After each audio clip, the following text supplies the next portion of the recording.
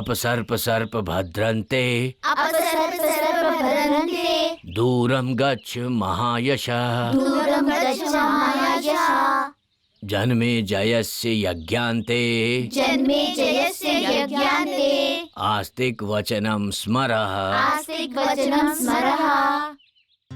सुंदरी, तुम्हारे हाथ में क्या है? दूध है। दूध वहाँ क्यों लेकर जा रही हो? रात हो गई ना, यहीं बैठकर पी लो। ठीक है। पिताजी हाँ। ठीक बोल रहे हैं बेटा, यहीं बैठकर पी लो ना, कमरे में ले जाने की क्या जरूरत है इसे? तुम्हारे पिताजी को मैं देख लूंगी, तुम जाओ। जाओ।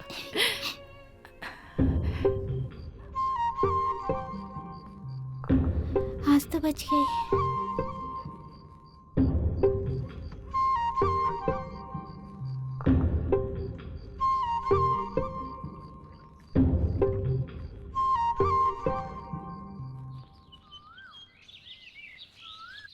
नागम्मा, जल्दी जल्दी दूध पी लीजिए, आप बहुत अच्छी है ना, पी लीजिए। सेठ जी, मुझे यहाँ सांप की खुशबू आई। मुझे आश्चर्य है कि आपके घर में सांप कैसे? ये ले। सबसे पहले इसे कहीं ले जाकर खत्म कर दे। ठीक है सेठ जी। जिंदा रहेगा तो पता नहीं कितनों को मारेगा। पिताजी पिताजी, इसे मत मारिए पिताजी, इसे मुझे दे दीजिए, मैं इसे पालूंगी पिताजी। सांप को भी कोई पालता है क्या? हाँ? मैं क्या कह रही हूँ, सुंदरी की इच्छा है इसे पालने की, तो पालने दीजिए ना। वो तो अभी बच्ची है, पर तुम्हें क्या हो गया? हाँ?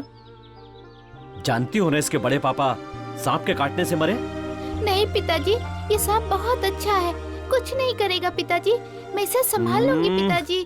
सुंदरी, मुझे गुस्सा मत दिलाओ बेटा, जो कहा है वो सुनो। पिताजी पिताजी, इसे रहने दीजिए ना पिताजी, ये बहुत अच्छा है पिताजी। चुप रहो, चुप रहो, जिद मत करो, चुपचाप अंदर जाओ। तू खड़े खड़े मुंह क्या देख रहा है? चल जा यहाँ से। ठीक है सेठ जी, बाबू लेके आ रहे। चल चल।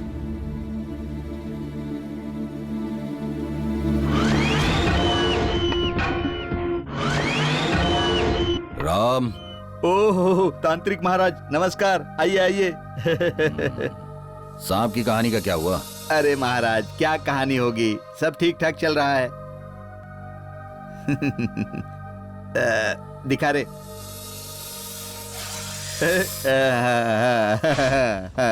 ये वो नहीं है।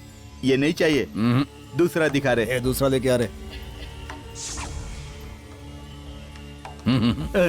ये भी वो नहीं है। ये भी नहीं चाहिए। छे, ये भी वो नहीं है। ये भी नहीं चाहिए। ये भी नहीं। ये भी नहीं चाहिए। उठा रहे। तो फिर ओहो, वो नया सांप दिखा रहे।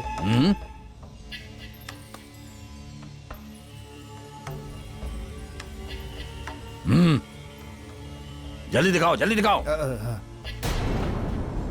किधर गया वो? महाराज जी, आपने जैसा कहा था मैंने ठीक वैसे ही सांप को पकड़ लिया था, वो गायब कैसे हो गया? ये क्या, वो साधारण सांप नहीं है, इच्छाधारी नाग की ताकत है उसमें। मेरे आने की वजह से वो गायब हो गया। क्या वो इच्छाधारी नागचंद्रिके का सांप है? हाँ वही है। मुझे वो सांप चाहिए। तुम अगर ढूंढ के दोगे तो बदले में मैं सोने का सांप दूंगा। जितनी जल्दी हो सके ढूंढ लाओ।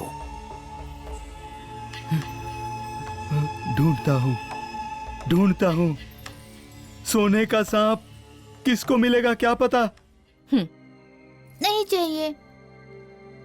अगर तू इस तरह से खाना पीना छोड़ देगी तो तबीयत खराब हो जाएगी ना, और तबीयत खराब हो जाएगी तो तेरे पिताजी मुझे चिल्लाएंगे।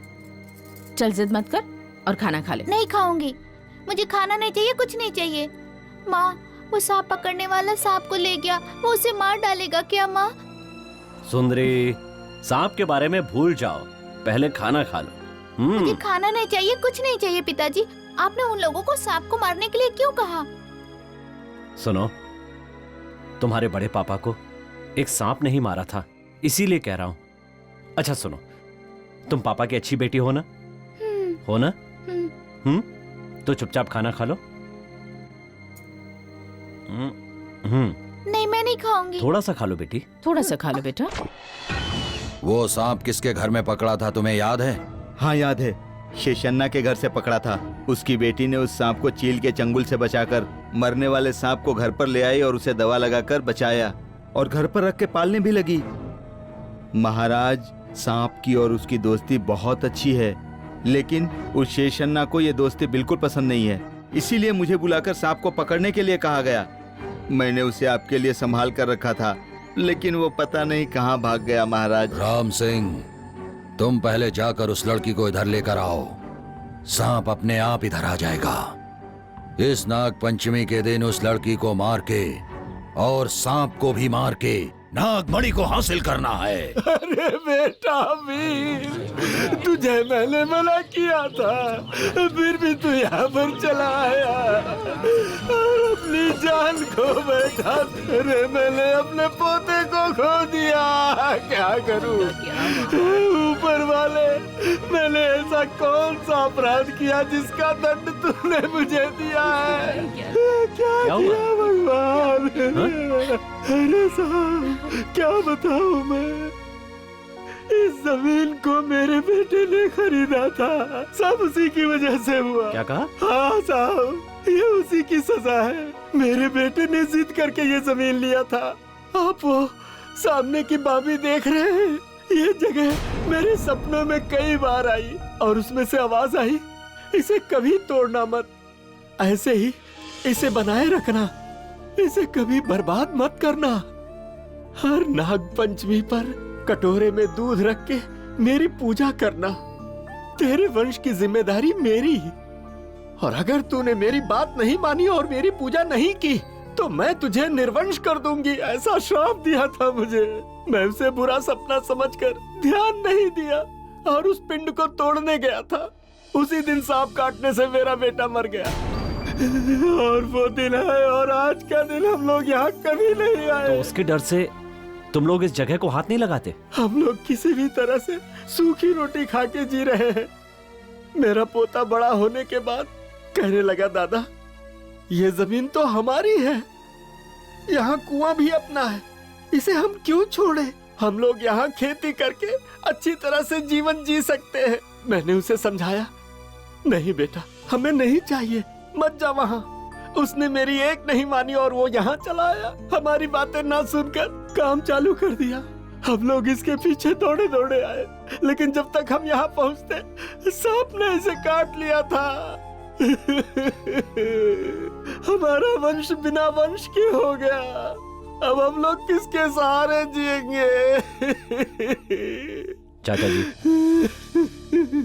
आप अपने आप को संभालिए। ये जमीन मैं खरीदूंगा। अरे मत लेना बेटा, मत लेना, बिल्कुल मत लेना। इंसान से वैर मोल लेकर जिया जा सकता है, लेकिन देवता से कोई टकरा कर जी सकता है? जमीन तो सोना उगलती है, जहर उगलने वाला सांप होता है। जमीन को दोष देना ये कोई न्याय नहीं है। मेरे परिवार का हर सदस्य यहाँ एक एक करके मर चुका है और देखते ही देखते ये जगह शमशान बन चुकी है बेटा।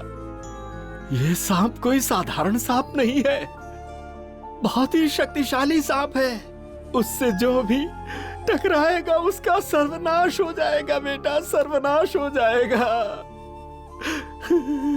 चाचा जी, हालात पर एक बार और सोच कर देखिए।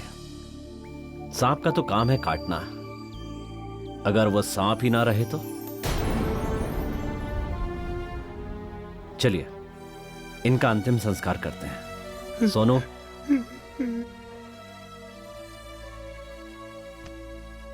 ये लीजिए पैसे, ये क्या अंतिम है? संस्कार में काम आएंगे। पकड़िए, कोई अच्छा दिन देखकर जमीन खरीदने के लिए आऊंगा।